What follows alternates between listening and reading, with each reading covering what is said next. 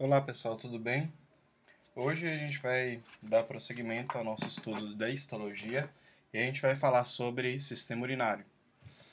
Antes da gente dar início ao estudo do sistema urinário, peço a vocês que sigam a página, curtam o nosso vídeo, façam comentários, né, que eu sempre vou responder. Bom, então o sistema urinário ele vai ser composto por um par de rins, como a gente consegue observar, um par de ureteres que se estendem desde os rins até a região da bexiga urinária, e nós vamos ter, estendendo da bexiga urinária até a região externa do nosso organismo, nós vamos ter a uretra, certo? Bom, então falando inicialmente dos rins, os rins são órgãos altamente vascularizados, eles recebem aproximadamente 25% do débito cardíaco, né? Então, um órgão que basicamente ele recebe muito sangue. Esse órgão, esse sangue que é recebido pelos rins, ele é separado, as células e as proteínas são separadas do restante do plasma, então o que vai ser filtrado é o plasma sanguíneo, obviamente sem as proteínas de alto peso molecular.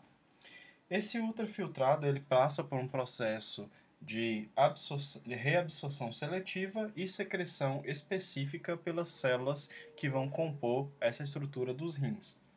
A urina final é transportada pelos ureteres até a bexiga, onde é armazenada até ser eliminada pela região aqui que a gente denomina de uretra. Então, os rins, eles são órgãos grandes e avermelhados em formato de feijão, localizados lateralmente à coluna vertebral. Então, se a gente observar, ele fica lateralmente aqui a região da coluna vertebral.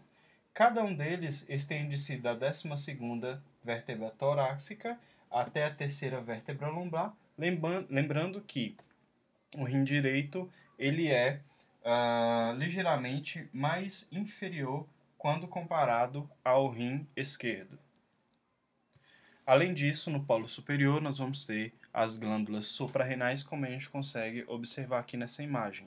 Né? E aqui nessa região, que a gente vai denominar de hilo, é por onde entra, né, as veias, as artérias e a saída aqui, então, do que a gente denomina de ureter. Bom, então, para dar prosseguimento, então, cada rim ele é circundado por uma estrutura que a gente denomina de cápsula. Aqui nós vamos ter a histologia da cápsula, né, os constituintes da cápsula, que seria essa região. Aqui nós já vamos ter, a cápsula aqui, né, essa região toda aqui. E aqui nós já vamos ter a região que a gente denomina de córtex. Essa região mais externa aqui da cápsula, ela vai ser composta de tecido conjuntivo denso, não modelado, e essa região aqui mais interna, nós vamos ter tecido conjuntivo, né? Além disso, nós vamos ter miofibroblastos, que são fibroblastos modificados com capacidade de contratilidade. Esses miofibroblastos, eles são importantes para manter o volume do órgão, uma vez que esses rins eles recebem bastante sangue e isso poderia levar ao aumento, né, do órgão. Então, para não haver o aumento exagerado do órgão, eu tenho essa camada de tecido conjuntivo juntamente com esses miofibroblastos, certo? Então, cada rim ele vai ser circundado por essa cápsula de tecido conjuntivo, né, e contém uma estrutura que a gente denomina de córtex, que seria essa região mais externa, e uma região mais interna que a gente denomina de medula. Essa medula, como a gente pode observar aqui, ela vai ter estruturas que a gente denomina de pirâmides, que fisiologicamente falando pode ser de 8 a 12 pirâmides, lembrando que já foi encontrado até 18 pirâmides aí em seres humanos.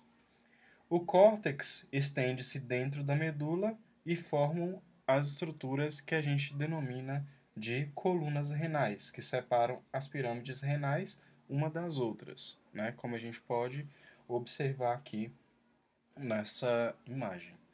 Bom, além disso, o que a gente vai ter aqui de importante? Estruturas que a gente denomina de raios medulares. Então, esses raios medulares, eles são basicamente as estruturas do túbulo coletor e do ducto coletor, né? Principalmente o ducto coletor, que ele é mais espesso, né? Ele vem aqui, sai da região do córtex, passa pela medula e sai aqui nessa região aqui da pirâmide, que a gente vai denominar de papila. Então, a presença desses ductos coletores acaba tendo, né, algumas protuberâncias que a gente vai denominar, então, de raios medulares. Então, o raio medular ele vem do córtex, desde o córtex, atravessa a medula e chega aqui nessa região aqui da pirâmide que a gente vai denominar de papila.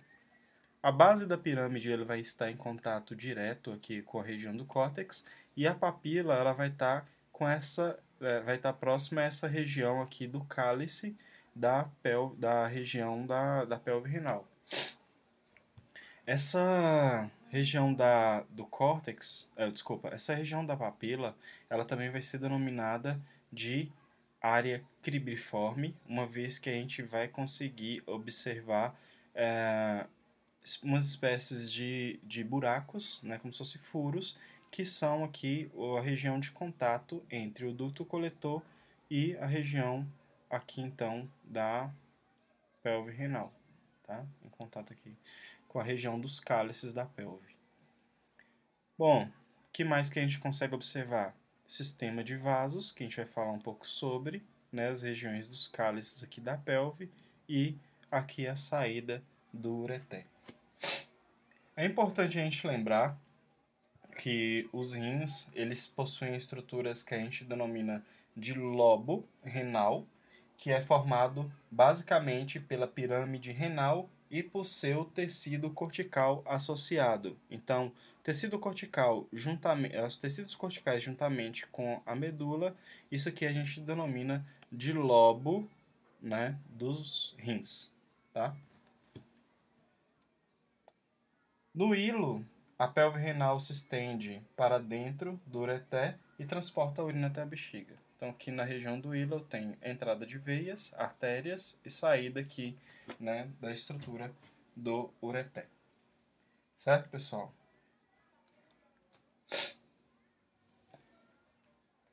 Bom, a unidade funcional do rim a gente denomina de néfron. Então, aqui a gente consegue observar a estrutura do néfron, né, como a gente pode observar aqui nessa imagem. O néfron ele consiste de uma estrutura que a gente vai denominar de corpúsculo renal. Então, o corpúsculo renal é essa estrutura que a gente consegue observar aqui. Eu acho que tem uma imagem, essa aqui está melhor, né? Então, nós vamos ter aqui o corpúsculo renal, que seria aproximadamente essa, vamos dizer assim, essa cabeça aqui do néfron.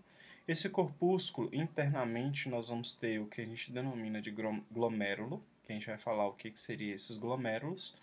E externamente, né, envolvendo esse glomérulo, nós vamos ter a cápsula nefrogênica ou cápsula, também conhecida como cápsula de Bowman. Além disso, o que é que nós vamos ter aqui na estrutura do néfron? Nós vamos ter uma arteríola de entrada no interior aqui do corpúsculo renal, que a gente denomina de arteríola aferente, uma arteríola de saída, que a gente denomina de arteríola eferente, certo? Nós vamos ter ainda o túbulo contorcido proximal, que seria essa região tubular que sai aqui do corpúsculo renal, mais próximo aqui desse corpúsculo renal. A gente denomina de túbulo contorcido proximal.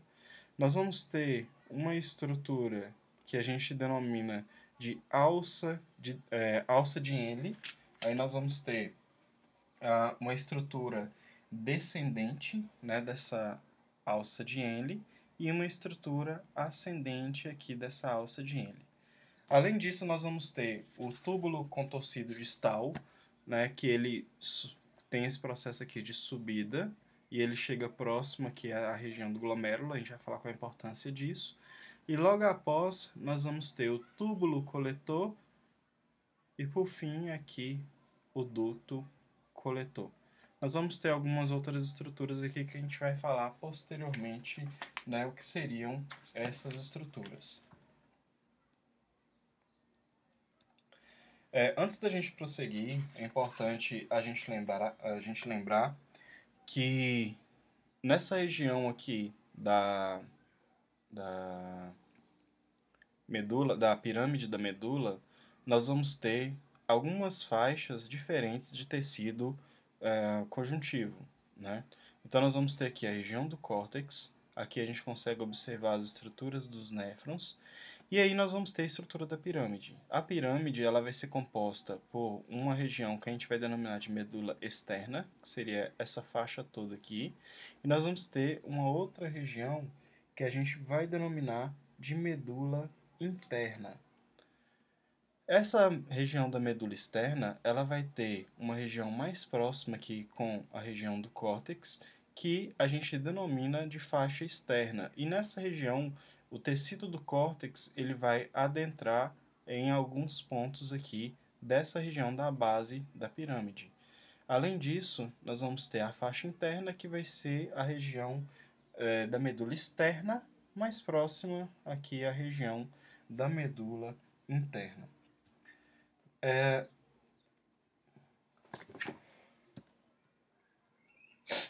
Bom, aqui nós vamos ter a estrutura do corpúsculo renal. Então, seria essa estrutura aqui, né, do corpúsculo. Esse corpúsculo ele vai ser composto pela região da cápsula, né? Essa região da cápsula, ela vai ser composta, com essa estrutura que a gente está vendo aqui, ela vai ser composta por um tecido pavimentoso simples de origem mesodérmica, né? E além disso, nós vamos ter aqui, mais externamente a esse tecido epitelial, nós vamos ter uma lâmina basal. Alguns livros podem trazer que isso aqui é uma estrutura de membrana basal e não lâmina basal, tá? Internamente, falando então sobre o glomérulo, a estrutura aqui do glomérulo, que é a estrutura interna, nós vamos ter a arteríola aferente, que ela vai entrar e vai divergir, né, vai se transformar em capilares glomerulares. Esses capilares glomerulares são capilares fenestrados, cuja fenestra é maior e em maior número quando comparados com capilares fenestrados de outros órgãos, certo? Além disso, nós não vamos observar a presença de diafragma nesses capilares glomerulares. Então, são capilares fenestrados. Fenestras, para quem não sabe, são espaçamentos entre as células endoteliais. Esses espaçamentos aqui nessa estrutura maior e mais numerosa quando comparado em outros vasos. Não há presença de diafragma. Além disso, nós conseguimos observar podócidos, né? São essas células aqui coradas nesse tom aqui mais amarelado, né? Esses podócitos, eles tendem seus prolongamentos ao redor dos capilares, como a gente consegue observar. Então, os podócitos, eles emitem prolongamentos, que a gente denomina de pedicelos, e desenvolvem numerosos prolongamentos secundários, que a gente denomina de pedicelos. Então, os podócitos, eles emitem prolongamentos primários e prolongamentos secundários. Os secundários a gente denomina de pedicelos, que se interdigitam com outros prolongamentos dos podócitos vizinhos. Então, os podócitos, esses prolongamentos dos pedicelos, eles vão se conectar com prolongamentos aqui dos podócitos vizinhos, tá? Então, aqui nós vamos ter várias células que vão se interdigitar aqui nessa conexão. Só uma correção que agora eu estou observando aqui na imagem, essa região mais amarelada seria a região do espaço urinário. A célula seria essa incoloração aqui róseo, tá? Então a gente consegue observar o núcleo azul e o citoplasma da célula está aqui nessa coloração rosa, né? Então as células elas vão ter uma conexão entre si através desses prolongamentos dos podócitos. Então, nós vamos ter os espaços entre os prolongamentos dos podócitos interdigitantes que formam fenda de filtração. Então, nós vamos ter, né, essa estrutura aqui, que vai ser a região da fenda de filtração. Além disso, nós vamos ter aqui uma membrana basal glomerular, né, próxima que é essa fenda de filtração. Nós vamos ter essa membrana basal glomerular que vai estar externamente aqui, né, ao vaso sanguíneo, e externamente aqui as células. Então, entre as células, entre os podócitos e os capilares, nós vamos ter o espaço, né, a fenda de filtração, não confundir com o espaço urinário, é a fenda de filtração, e nós vamos ter também essa membrana basal glomerular. Essa membrana basal ela vai auxiliar nesse processo aqui durante a filtração, que a gente vai falar um pouquinho sobre isso daí. Ah, além disso, nós vamos ter células mesangiais, que a gente consegue observar aqui. Então, a gente tem células mesangiais glomerulares, que a gente consegue observar dentro aqui dessa região do glomérulo. E nós vamos ter células mesangiais extraglomerulares, fora aqui da região do glomérulo aqui, dessa estrutura do corpúsculo. As células mesangiais elas estão envolvidas na fagocitose e endocitose de resíduos aprisionados nas fendas de filtração, na secreção de substâncias paráquinas, no suporte estrutural para os podócitos e na modulação da distensão glomerular. Então essas células mesangiais elas têm uma participação muito grande no controle aqui da filtração dessa estrutura da filtração aqui dos rins. Então, elas auxiliam no processo de controle até mesmo aqui da vasoconstrição e vasodilatação das arteríolas aqui e dos capilares na estrutura do glomérulo. Então, aqui a gente já falou da estrutura do glomérulo, né? Então, nós vamos ter aqui a cápsula nefrogênica. Nós vamos ter, envolvendo essa cápsula, tecido epitelial. Aqui nós vamos ter a membrana basal, nós vamos ter as estruturas as células que a gente denomina de podócitos, que é elas que vão auxiliar aqui na filtração. É como se essas células, esses podócitos, eles fizessem uma barreira para não extravasar tanto líquido aqui nessa região, para essa região aqui do espaço urinário.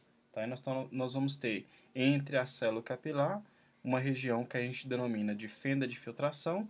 Essa fenda de filtração né, ela vai ter, além disso, a membrana basal, né, e nós vamos ter uma estrutura também de diafragma que vai ser importante aí para esse processo de filtração glomerular. Tá? Falando só a nível de conhecimento do processo de filtração aqui dessa estrutura, existem 5 componentes importantes para o processo que atua como barreira física, como processo seletivo dos íons. Então imaginem aqui que o sangue ele vai passar aqui por essa região da arteríola, vai adentrar aqui internamente, né, vai passar aqui por essas regiões dos capilares. Né? Esses capilares eles vão permitir a passagem do plasma. Esse plasma ele vai atravessar, então, essa membrana basal glomerular, vai atravessar o diafragma, né? Lembrando que não é o diafragma do capilar, é a estrutura proteica aqui externamente, e o que conseguir atravessar vai entrar aqui nessa região que a gente chama de espaço urinário. Então, como barreira de filtração, nós vamos ter a própria célula endotelial, né? Então a célula endotelial ela vai ser uma barreira para a fenda de filtração. Nós vamos ter, associado com essas células endoteliais, nós vamos ter as glicoproteínas multiadesivas que vão estar na região do glicocálice dessas células endoteliais. Nós vamos ter, além disso, o diafragma, né, associado com a membrana basal glomerular, que vai fixar algumas proteínas, permitindo a não passagem dessas proteínas aí por espaço urinário. Nós vamos ter os podócitos também, que vão ser células que vão impedir, vai ser uma barreira física aí para a passagem de alguns componentes muito grandes, e até mesmo a fenda de filtração, né, que é o espaço entre os podócitos e os capilares, também atua como uma barreira física aí durante esse processo de filtração. Tá? Nessa imagem, além da estrutura do corpúsculo renal, a gente vai conseguir observar uma estrutura que a gente denomina, todo esse conjunto a gente denomina de aparelho justa-glomerular. Então, além de todas as estruturas que eu falei, nós vamos ter aqui uma estrutura que a gente vai denominar de mácula densa, que nada mais, nada menos é o túbulo contorcido distal, que ele vai se aproximar a essa região aqui das arteríolas aferentes e eferentes, e aqui a gente consegue observar, no túbulo contorcido distal, que as células epiteliais que têm uma proximidade com essas estruturas, né, tanto com as células mesangiais quanto com os vasos sanguíneos, elas vão ser células epiteliais modificadas. Então, observem que a gente vai ter células epiteliais colunares, né, ao invés dessas células um pouco mais pavimentosas, vão ser colunares com um núcleo mais circular. Essa mácula densa ela vai estar associada com o processo de vasodilatação e vasocontrição aqui dessas arteríolas. Então, a mácula densa ela vai auxiliar no controle da filtração glomerular, certo? Então, aqui a gente consegue observar, né, mais uma vez, aquela imagem. Então, aqui em róseo, a gente consegue observar os podócitos associados aqui aos capilares. Então, aqui eu tenho a arteríola aferente que vai adentrar. Nós temos o aumento aqui, essa arteríola ela vai se divergir em capilares fenestrados, né, como a gente pode observar. Esses capilares eles vão convergir e a gente vai ter a saída aqui de uma arteríola eferente. A mácula densa ela vai ter uma associação íntima, principalmente aqui com a arteríola aferente, tá? Então a arteríola de entrada. Então ele vai auxiliar na vasodilatação e vasoconstrição aqui desse vaso sanguíneo de entrada principalmente. Aqui nós vamos ter uma imagem histológica de toda a estrutura que a gente falou aqui agora. Então nós conseguimos observar a cápsula aqui nefrogênica aqui nessa região. Aqui a gente consegue observar a região da fenda do espaço urinário. Aqui não fica muito delimitado, mas é a região onde a gente vai ter tanto os podócitos quanto os capilares. Além disso, nessa região aqui de entrada dos vasos sanguíneos a gente denomina de polo vascular, e essa região aqui onde eu tenho a saída das estruturas dos túbulos nós vamos denominar de polo urinário, tá? Então, o início do processo de filtração ocorre pela saída, né, de parte do plasma aqui por essas regiões e vai vir aqui nesse espaço, que é o espaço urinário, que a gente consegue observar aqui, e seguir o fluxo aqui dentro das regiões dos túbulos. Bom, aqui para a gente poder observar o podócito, né? Então o podócito ele vai emitir aqui os prolongamentos primários e os secundários a gente denomina de peticelos, secundários que vão ter associação íntima aqui com os vasos sanguíneos fenestrados. A gente consegue observar uma membrana basal envolvendo aqui esse vaso sanguíneo. Aqui nós vamos ter o endotélio, né, do capilar.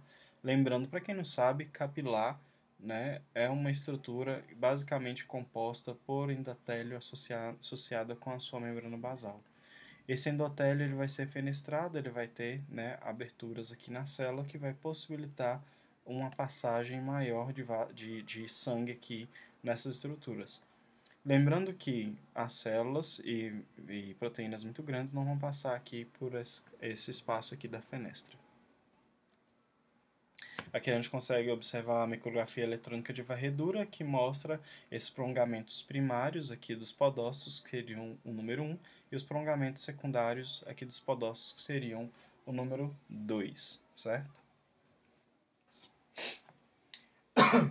Nessa imagem aqui a gente consegue observar as células mesangiais, né? Então a gente consegue observar as células mesangiais que vão dar suporte e estrutura aqui para esses componentes aqui dessa região do glomérulo, tá?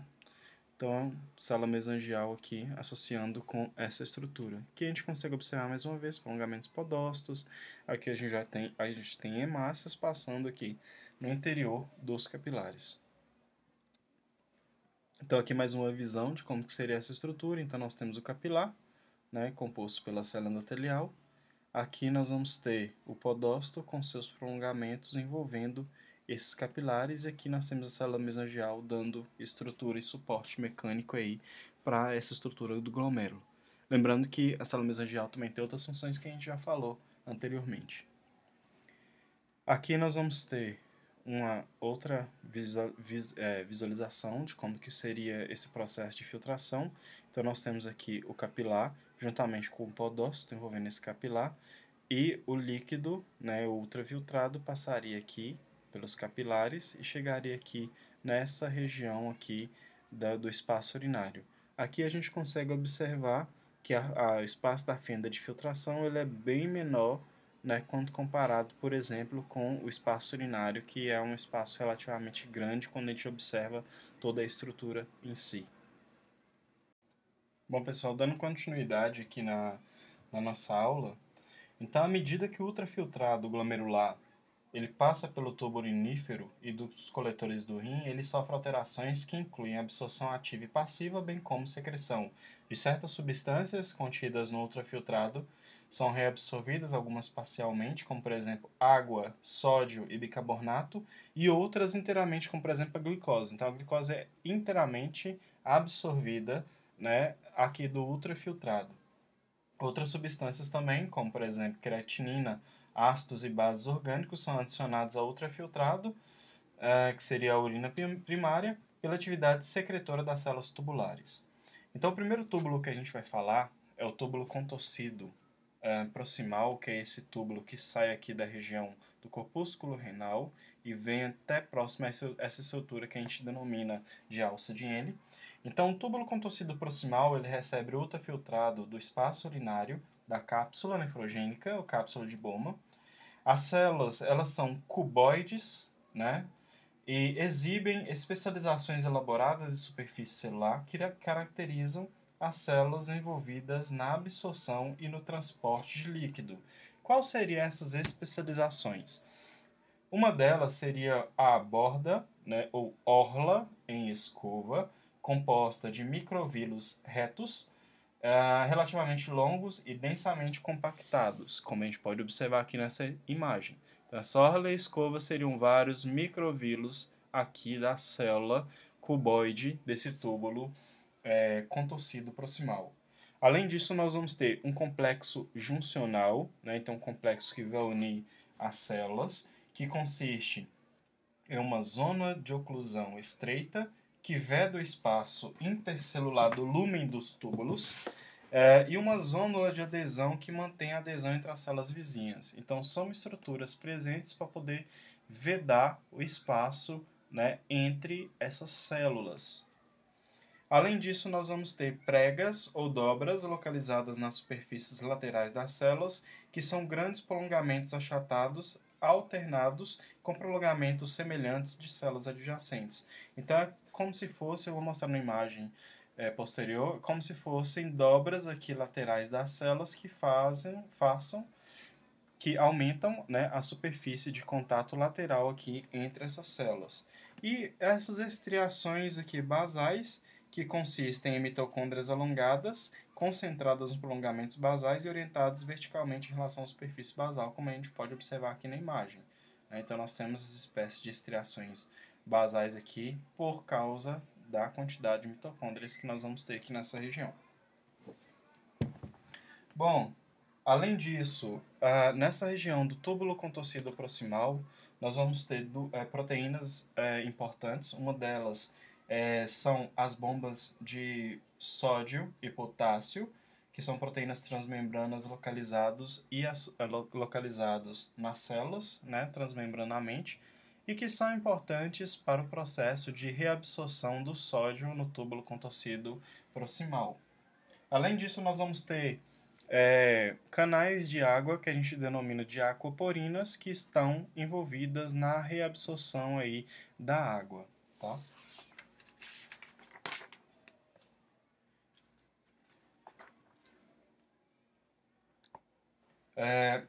O túbulo contorcido proximal, ele também reabsorve quase toda a glicose, aminoácidos e pequenos polipeptídeos, principalmente nessa região reta, né, aqui do túbulo contorcido, tá? Então, o túbulo contorcido proximal ele vai ter uma região aqui que a gente vai denominar de parte reta do túbulo proximal, que ele está associado com essa reabsorção da glicose.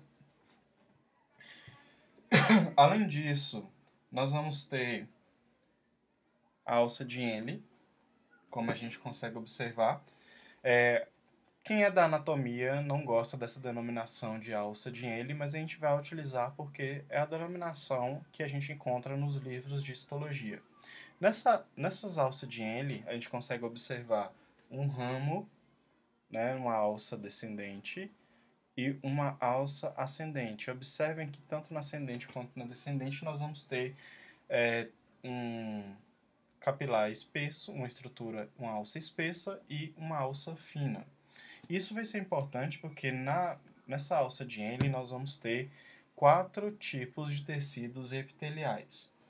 Então, o primeiro tipo de tecido epitelial, que é o tecido do epitélio tipo 1, ele é encontrado nos ramos descendentes e ascendentes delgados. Então, na estrutura delgada da alça de Henle dos néfrons de alça curta.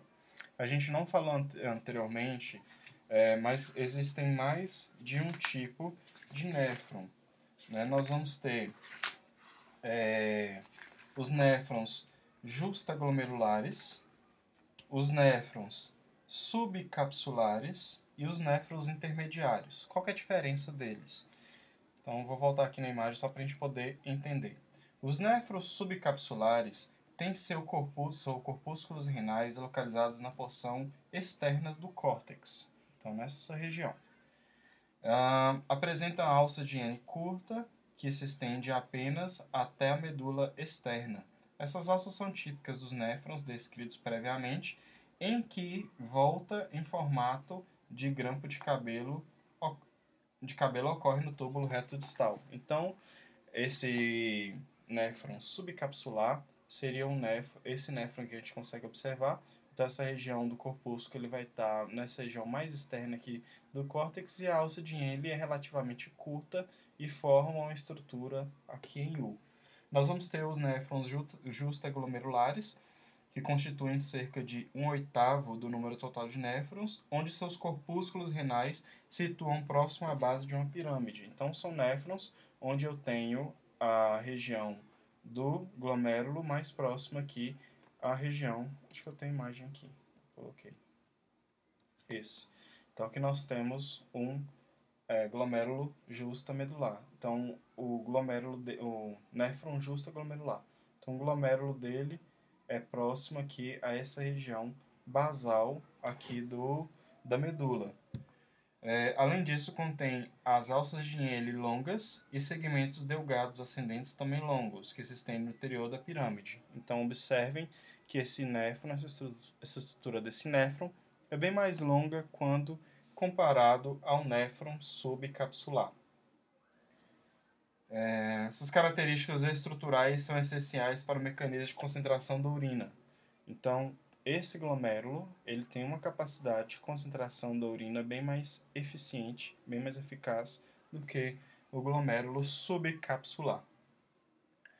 Por último, nós vamos ter os néfrons intermediários, ou néfrons, também conhecido como mesocorticais, que apresentam seus corpúsculos renais na região média do córtex. Então, seriam glomérulos que ficam entre o glomérulo justamedular e o glomérulo subcapsular. Ok, pessoal? Desculpa não ter falado isso antes, acabou passando e eu não lembrei de falar. Então, voltando aqui na alça de Henle, o primeiro tipo de epitélio é o epitélio do tipo 1, é encontrado nos ramos descendente e ascendente delgados da alça de Henle dos néfrons, de alça curta, como a gente consegue observar. Então, essa alça de Henle que é curta, e a gente consegue observar essa região aqui apenas com uma alça fina. Então, aqui nós vamos ter um epitélio do tipo 1. Esse epitélio é simples e pavimentoso, e as células quase não fazem interdigitações com as células vizinhas e apresentam poucas organelas. Então, quase não tem um contato célula-célula né, em termos de interdigitações nesse tipo de epitélio, que é o epitélio do tipo 1. Então aqui a gente consegue observar como seria esse tipo de epitélio tipo 1. Então a célula pavimentosa, e que a gente consegue observar poucas interdigitações. Quando eu tenho um néfron de alça longa, então a gente consegue observar que o epitélio do tipo 2 vai ser encontrado no ramo descendente delgado dos néfrons de alça longa, no labirinto cortical. As células desse epitélio são mais altas e contêm abundantes organelas, então observem que as células são bem maiores, bem mais altas, quando comparadas ao epitélio do tipo 1. Então ela vai estar nessa região aqui, descendente do ramo fino da alça de Henle. A extensão da interdigitação lateral com as células vizinhas varia de acordo com a espécie. Né? Então, nos seres humanos, a gente consegue observar que há algumas interdigitações aqui entre essas células aqui do epitélio do tipo 2 na alça de Henle. Tá? Importante a gente lembrar disso. Nós vamos ter o epitélio do tipo 3, que ele vai ser encontrado no ramo descendente delgado, na medula interna. Então, nós temos aqui a região descendente, né? E é importante a gente lembrar que ele vai estar presente aqui dentro da região da medula, certo? Então nós temos a região do córtex e a região da medula. Então aqui a alça de Henle vai adentrar a região da medula e aqui nós vamos ter o epitélio do tipo 3. É um epitélio delgado, relativamente delgado, cujas células apresentam estruturas simples e tem uma menor quantidade de microvilosidades que as células do tipo 2. Então, as células do tipo 2 têm mais microvilosidades que as células do tipo 3. E por último, nós vamos ter o epitélio do tipo 4, que é encontrado na curva dos néfrons de alça longa, e por todo o ramo ascendente delgado. Então, nessa região do ramo ascendente delgado, né, que é essa região aqui, fica internamente na medula, nós vamos ter o epitélio do tipo 4, cuja célula é uma célula mais baixa e plana, sem microvilosidades e cujas células apresentam poucas organelas. Então a gente consegue observar poucas organelas aqui nesse epitélio. Qual é a importância disso? Isso aqui vai estar diretamente associado com o poder reabsortivo e de eliminação aqui, né, secreção aqui de outros tipos de substâncias. Aqui é uma outra imagem do livro do Junqueira e Carneiro, que é bem interessante, que ele mostra basicamente para a gente os epitélios. Então aqui no túbulo contorcido distal, observem que é uma célula relativamente grande, relativamente alta, né, cúbica, com bastante microvilosidades. Aqui a gente consegue observar interdigitações, né, e esses processos aqui na região basal, derivado da presença do número grande de mitocôndrias. Já na alça de Henle, a gente observa esses 4 tipos de epitélios que a gente já falou, né? Um pouquinho diferente do que eles estão apresentando aqui. Nessa região aqui do túbulo contorcido distal, a gente consegue observar uma célula com uma presença menor de microvilosidades, mas a gente ainda consegue observar uma quantidade razoavelmente grande de interdigitações e uma quantidade grande aqui de mitocôndrias.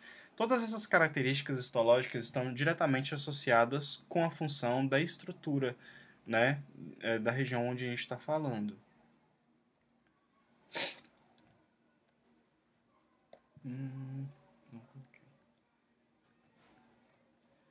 Tem uma outra imagem que ela vai auxiliar essa daqui.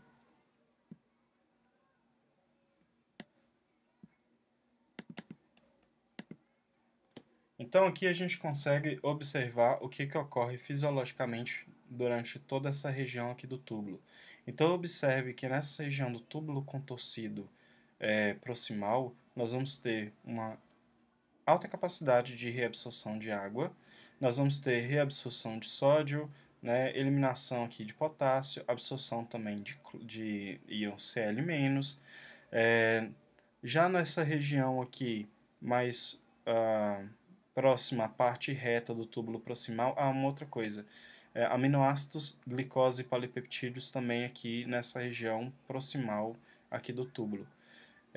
Já nessa região, parte reta do túbulo proximal, a gente vai ter uma capacidade de reabsorver sódio e eliminar ácidos orgânicos, né, para contrabalancear aqui esse processo. No ramo descendente delgado, aqui na alça de Henle, nós vamos ter absorção de água, eliminação aqui de sódio e íon Cl-. Já na alça ascendente, nós vamos ter o inverso. Nós vamos ter a absorção desse sódio, absorção de potássio, absorção de íon Cl-, tá? Então, a característica celular vai estar diretamente associado com a função dessa região, né? Então, como a gente já falou anteriormente, essa região onde absorve água, na alça de Henle, ela vai ter presença de microvilosidades. Já nessa outra região onde eu não tenho absorção de água, eu não vou ter essa presença de microvilosidades e as células, elas vão ser células mais achatadas. Então está diretamente associado com a função.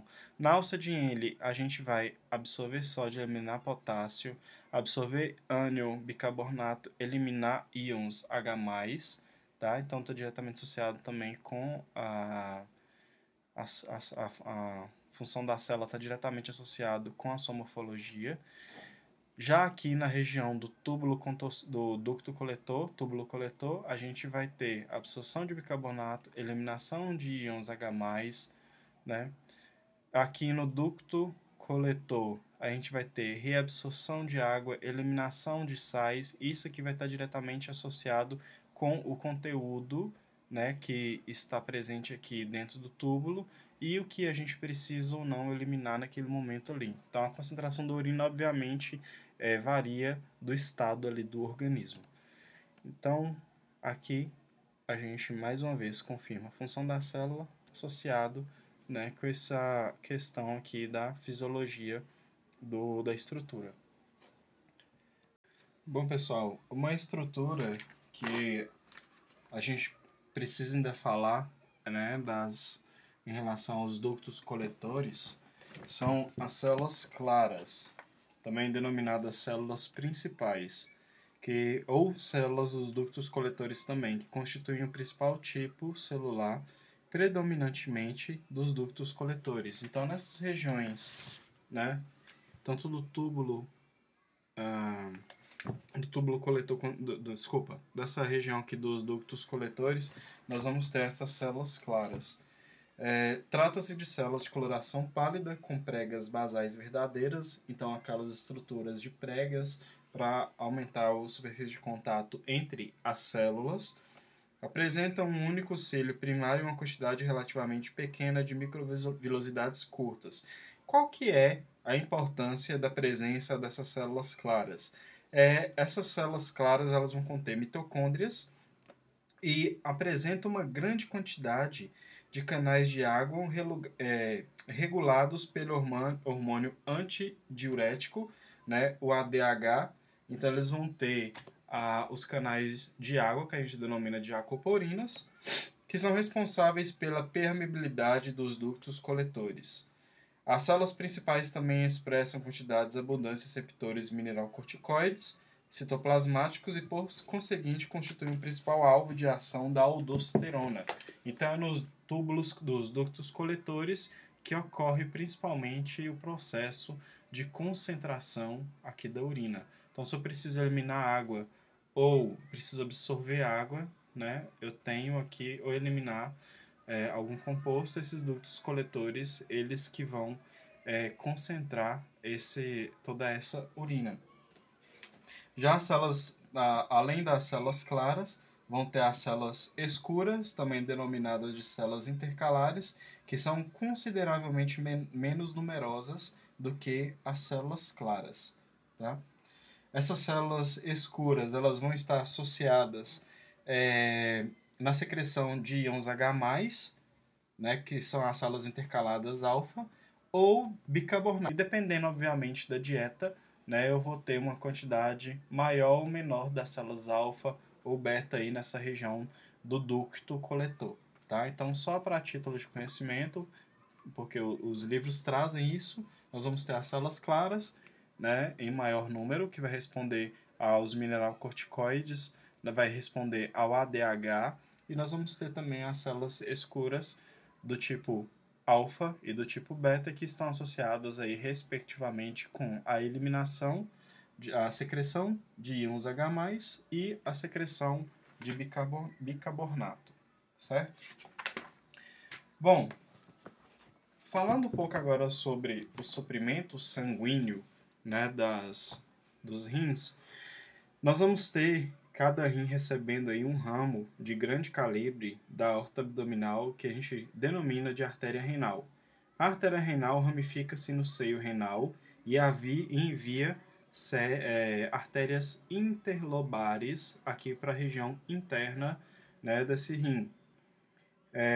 Essas artérias interlobares, elas seguem o percurso entre as pirâmides até o córtex, e em seguida a gente vai ter a curvatura aqui dessa artéria, e a gente vai denominar essa artéria de artéria arqueada. Então, a artéria arqueada é uma artéria que vai se curvar aqui na região da base da medula, certo?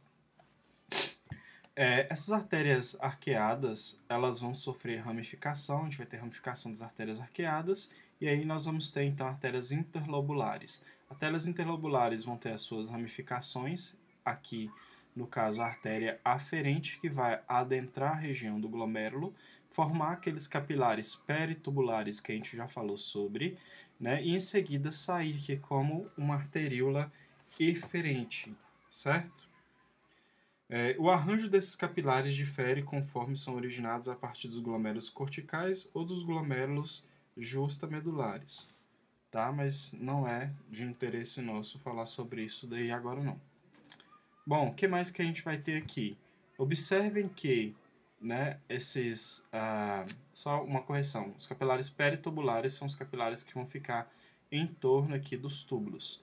Então a gente consegue observar os capilares aqui peritubulares, né? Eu falei que era internamente, mas desculpem, é externamente. Então internamente aqui nós vamos ter a artéria aferente, vai adentrar, formar os capilares fenestrados aqui e sair como artéria eferente. Essa artéria eferente, é importante a gente lembrar que ela vai estar nas regiões próximas aqui ao túbulo contorcido proximal e vai descer como uma artéria, como um vaso reto. Esse vaso reto ele vai estar associado com o processo de recaptação aqui de todo o que é reabsorvido aqui nas diferentes regiões dos túbulos aqui do sistema renal. Além disso, nós vamos ter o plexo capilar peritubular. Esse plexo capilar peritubular ele vai estar envolvendo todo esse sistema, né? Esse capilar peritubular também vai estar associado com a captura, né? A absorção do que foi reabsorvido aqui nas regiões do túbulo do néfron, certo? Bom, além disso, nós vamos ter, juntamente com, né, os capilares peritubular, o plexo cortical peritubular, nós vamos ter aqui o plexo tubular cortical, e aqui nós vamos ter o plexo tubular, o plexo medular peritubular, tá? Vai fazer essa drenagem aqui também. Então, essa rede de capilares medulares, eles vão convergir, vão ser, no caso aqui da região do córtex, eles vão convergir em artéria, em veia interlobular. Essas veias interlobulares, elas vão se convergir em veias arqueadas, assim como a artéria. Essa veia arqueada, elas vão convergir e retornar aqui como veias interlobares, e aí nós vamos ter a veia renal. Então, as veias fazem todo o percurso inverso das artérias, tá? Bom, então a gente finalizou o sistema renal.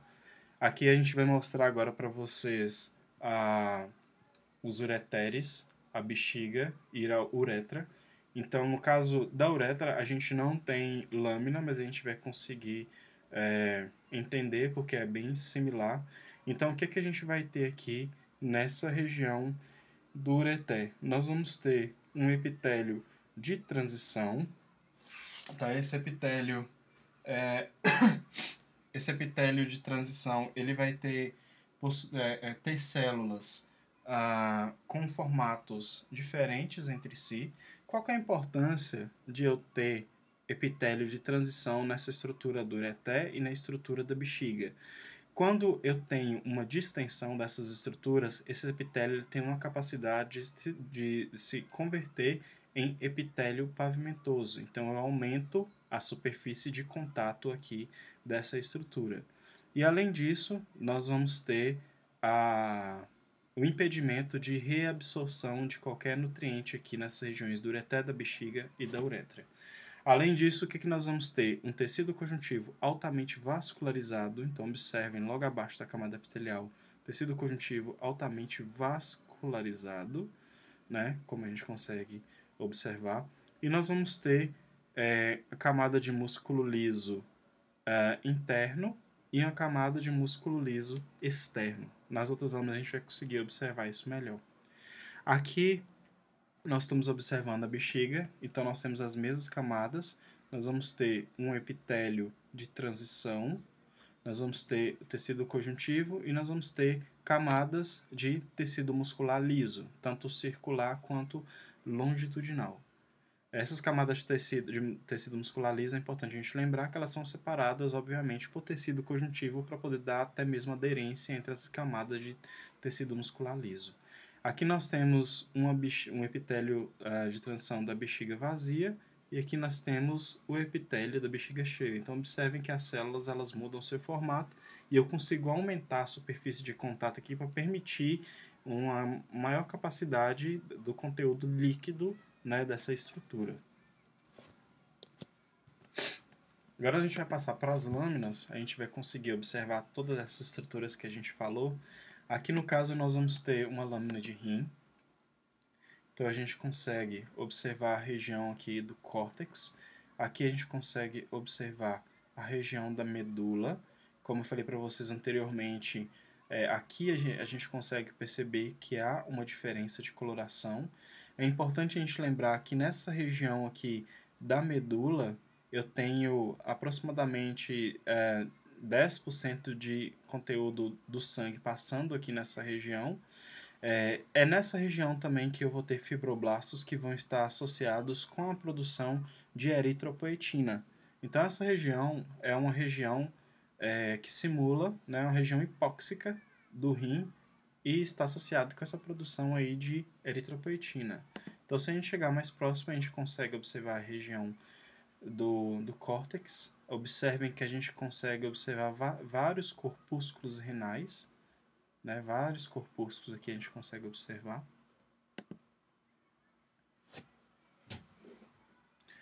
Então a gente consegue observar algumas estruturas aqui presentes nos túbulos, né? A gente consegue observar os túbulos aqui. Nós vamos ter aqui a região da medula e a região aqui da pelve renal, onde vai ter a entrada dos cálices lá da pelve. Além disso, nós vamos conseguir observar a região do ilho, onde vai ter entrada tanto do ureter quanto da veia renal e da artéria renal. Observem que próximo a essa estrutura, nós vamos ter uma quantidade relativamente grande também de tecido adiposo.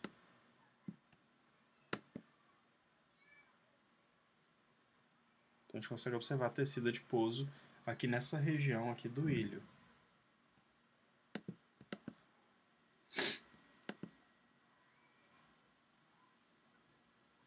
Aqui a gente consegue observar a estrutura do corpúsculo renal. Aqui a gente consegue observar a cápsula de Bowman. Observem que a gente consegue observar bem nítido aqui a estrutura, né, das células pavimentosas que vão envolver essa cápsula. Aqui nós vamos ter o polo de entrada aqui nessa região, nós vamos ter o polo de entrada da artéria aferente e polo de saída da artéria aferente. Então aqui nós temos o polo vascular. Observem que nós temos parte aqui do túbulo contorcido distal, e aqui nós vamos ter então o que a gente denomina de mácula densa, próxima ao polo vascular. E aqui nós vamos ter o polo urinário. Aqui então eu vou ter a região de saída do túbulo contorcido, né, proximal.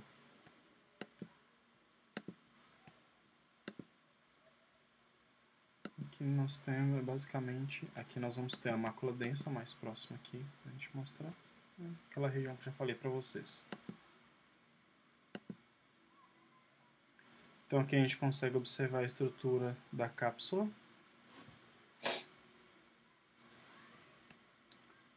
Então observem aqui, como eu falei para vocês, mas externamente tecido conjuntivo denso não modelado, mas internamente nós vamos ter tecido conjuntivo associado com miofibroblastos. A internet não está ajudando aqui para a gente conseguir observar essa lâmina.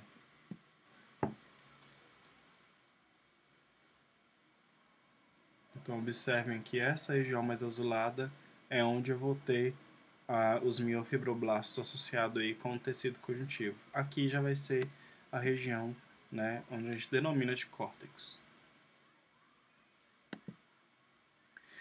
Aqui é bem interessante nessa imagem para a gente conseguir observar um rim fetal.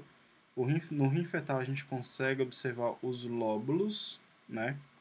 O que a gente não consegue observar no adulto, a gente consegue observar aqui no embrião. Então, aqui seria a região dos lóbulos aí do rim em processo de formação. Então, aqui é a região do córtex em formação. Então, observe que ela é bem menor quando comparado ao adulto. E aqui a região onde seria, onde será, né, a medula. Aqui nós temos uma lâmina de ureter. Então a gente consegue observar o epitélio de transição.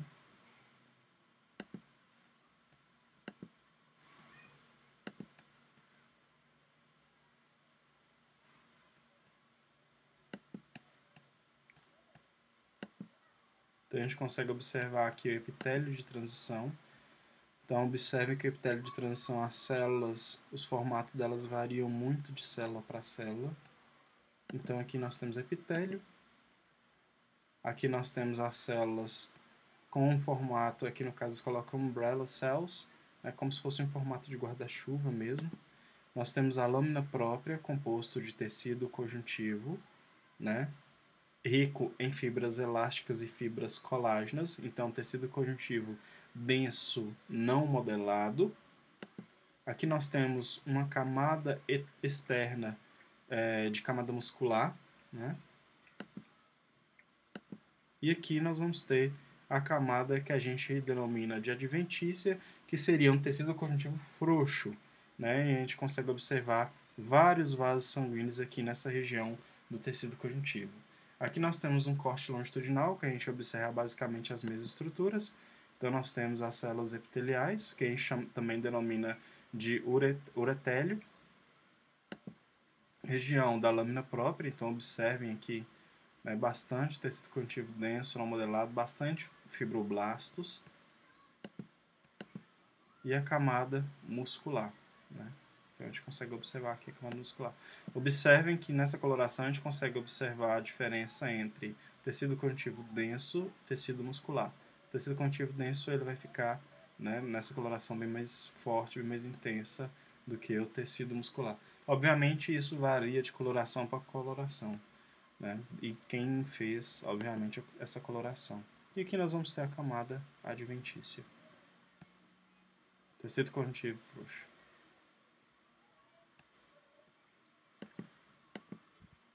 Aqui nós vamos ter a bexiga. Então, mais uma vez, nós vamos ter o epitélio de transição.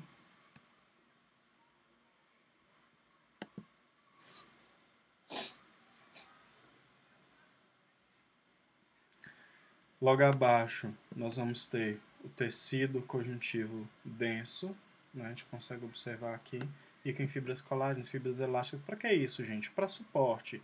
Esse é um órgão que ele vai ter um certo volume, então vai ter uma relativa pressão. Ele precisa que essa estrutura do tecido conjuntivo ele dê, né, suporte para que esse órgão consiga aumentar esse volume dele. Nós vamos ter a camada adventícia, né? Essa camada adventícia composta o tecido conjuntivo frouxo associado com vasos sanguíneos. No caso da camada muscular da bexiga é bem interessante, porque nós vamos ter basicamente 3 camadas musculares. Uma camada interna longitudinal, como a gente consegue observar aqui, bem próximo ao tecido conjuntivo. Nós vamos ter uma camada média de tecido conjuntivo circular, né? E nós vamos ter uma camada externa de tecido, uma camada externa de tecido muscular liso. Eu acho que eu falei aqui errado. É tecido muscular circular, tá? Tecido muscular circular. Tecido muscular longitudinal. Então, 3 camadas, mais uma vez. Uma camada longitudinal, uma camada circular, uma camada longitudinal. 2 camadas longitudinais e uma camada circular. Em se tratando do ureter, da uretra, desculpa, a uretra ela vai ter basicamente 3 tipos de epitélio. Então, mais próxima à região da bexiga, né, a gente vai falar inicialmente do homem, mais próxima à região da bexiga, a gente vai ter esse epitélio de transição. Quando a gente passa para a região Quando a gente passa para a região próxima à glândula bulbo-uretral, no caso do homem, nós vamos ter um epitélio pseudo-estratificado, que seria esse epitélio aqui. Né? Então, o que a gente consegue observar nesse epitélio pseudo-estratificado? Que as células elas é uma camada simples, mas como elas estão em níveis diferentes, todas elas estão em contato aqui com a lâmina basal, mas os níveis delas são diferentes. Algumas células são baixas, outras células são mais altas. Então dá a impressão de ser uma célula estratificada. Então na região média, né, na parte média da uretra, a gente vai ter um tecido epitelial pseudo-estratificado. E já na região final, nós vamos ter um tecido epitelial estratificado, pavimentoso, queratinizado, que seria esse próximo a esse tecido aqui. Ó. Por que queratinizado, gente? Porque a região externa da uretra, que está mais próxima à região externa, ela precisa de uma resistência física. Então, por isso que o tecido é epitelial estratificado, pavimentoso, queratinizado. Né? Então, tem a presença aqui da queratina. Estratificado, pavimentoso, queratinizado. Certo? Além disso, a origem embriológica também é diferente. Nós vamos ter a origem biológica dessa parte da uretra derivado, né, do ectoderma. Então, por isso que nós vamos ter esse epitélio estratificado, pavimentoso, queratinizado. Na mulher é bem similar. Nós vamos ter a parte próxima da bexiga, nós vamos ter tecido epitelial de transição. Na região média da uretra, nós vamos ter pseudoestratificado, e na região final, né, no contato com a região externa, nós vamos ter o epitélio estratificado, pavimentoso, queratinizado. Bom, pessoal, então era isso. Obrigado e até os próximos vídeos.